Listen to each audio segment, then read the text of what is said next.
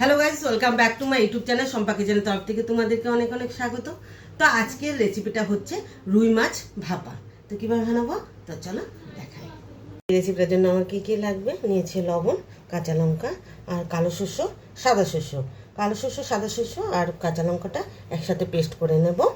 আর এখানে রেখেছি রুই মাছ। রুই মাছটার মধ্যে আমি দিয়ে দেব লবণ,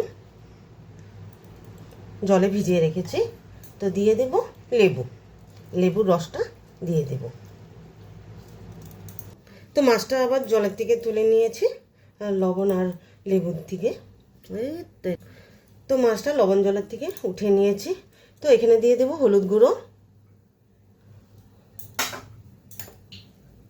আর লবণ দিয়ে একটু মেখে নেব। আগে তো দিয়েছি অল্প, এখন একটু অল্প পরিমাণে দিয়ে দিলাম, একটু মেখে নেব।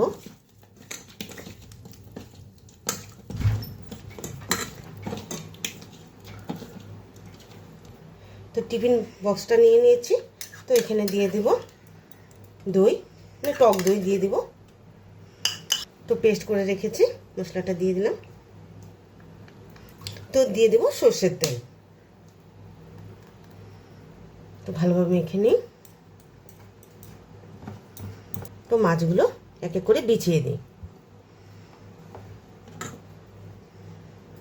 তো দুটো কাঁচা লঙ্কা দিয়ে ঢাকনাটা দিয়ে ঢেকে রাখবো। তো জলটা দিয়ে দিয়েছি আগের থেকে। তো এখন টিফিন বক্সটা বসিয়ে দিলাম।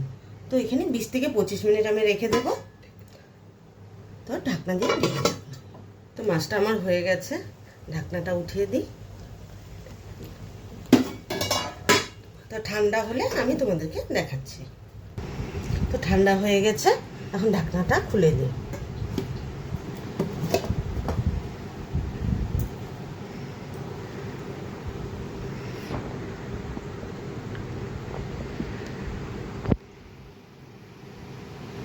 এই রেসিপিটা কেমন লেগেছে অবশ্যই কিন্তু কমেন্টে জানাবে।